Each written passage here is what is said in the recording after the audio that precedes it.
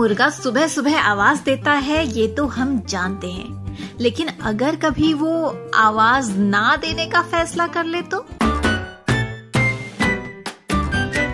नमस्कार दोस्तों, मैं हूँ संपर्क दीदी और आप सुन रहे हैं संपर्क पॉडकास्ट। आज के एपिसोड में हम सुनेंगे कहानी नाराज मुर्गा। तो बस अपनी कल्पनाओं के सारे दरवाजे खोल दीजिए और क्रिएटिविटी की हवा आने दीजिए। एक समय की बात है, एक गांव में ढेर सारे मुर्गे रहते थे। एक दिन गांव के एक बच्चे ने खेलते खेलते किसी मुर्गे को तंग कर दिया।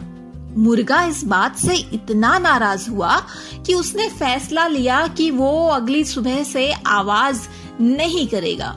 दरअसल मुर्गे को ये लगता था कि उसके आवाज करने की वजह से ही सुबह होती है और उसके बाद ही लोग अपना काम शुरू करते हैं। मुर्गे ने सोचा, मैं आवाज ही नहीं करूंगा तो ना सुबह होगी और ना लोग काम करेंगे। ये प्रस्ताव उसने गांव के सभी मुर्गों के सामने रखा।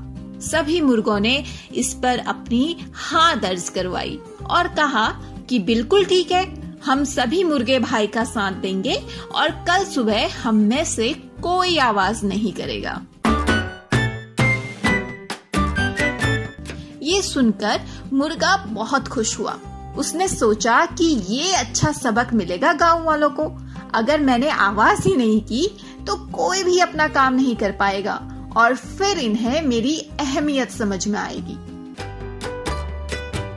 तो दोस्तों, ये कहानी मैंने कुछ टीचर्स को सुनाई और उनसे पूछा कि यही कहानी अगर वो अपनी क्लास में सुनाते तो बच्चे क्या मजेदार जवाब देते और उनकी कल्पनाओं में इस कहानी का क्या अंत होता।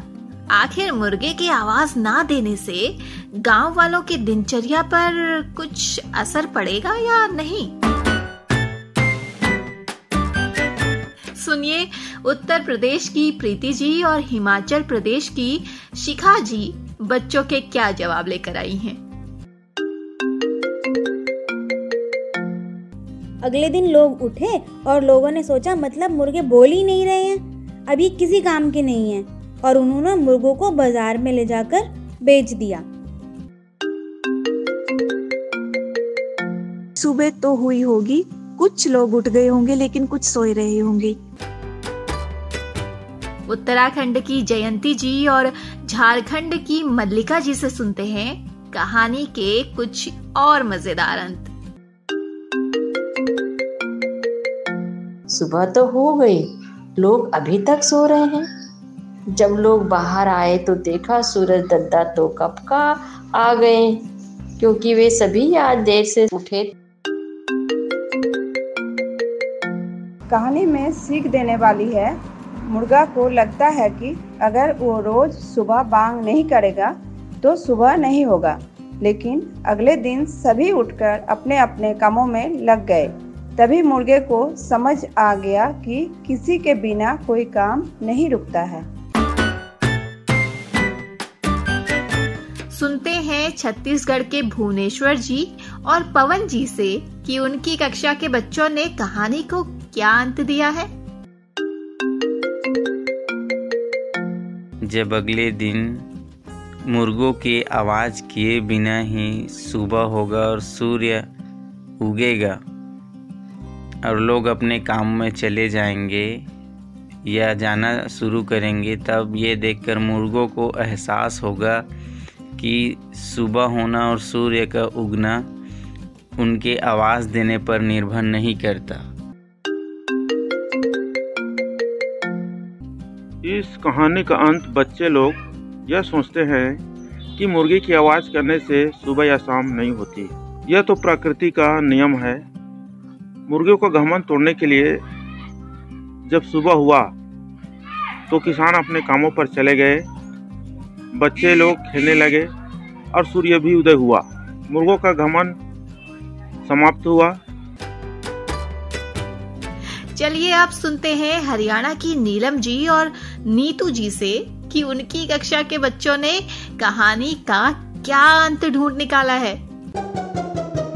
हमें सभी का सम्मान करना चाहिए और मुर्गों के लिए मेरी यह सीख है कि किसी के आने या जाने से जिंदगी नहीं रुकती, बस जीने का अंदाज बदल जाता है।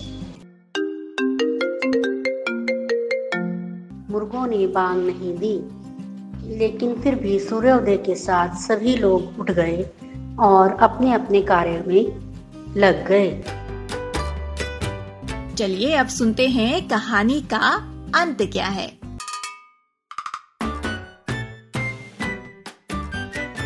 मुर्गे ने अपने फैसले के अनुसार अगली सुबह कोई आवाज नहीं दी, लेकिन फिर भी सुबह अपने समय से हुई और अपने ही समय से सभी लोग काम में लग गए।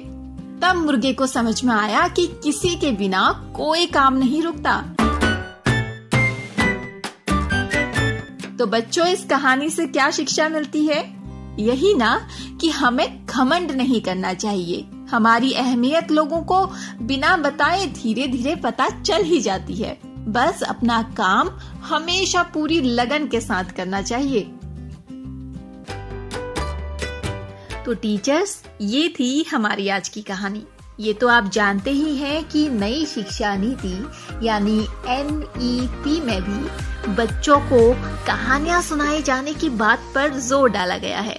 बच्चों को कहानी सुनाई जानी चाहिए, ये तो सब कहते हैं, लेकिन सवालों के शहंशाह इन बच्चों के लिए कहां से आएंगी हर बार नई कहानियां? और किसके पास है ये पिटारा? मेरे पास। जी हाँ, अब से मैं लेकर आऊंगी आपके लिए हर पॉडकास्ट में एक नई कहानी। ये पॉडकास्ट आपको कैसे लग रहे हैं मुझे जरूर बताइए। और हाँ, मुझे जरूर बताइए कि इस कहानी से आपको क्या सीख मिली।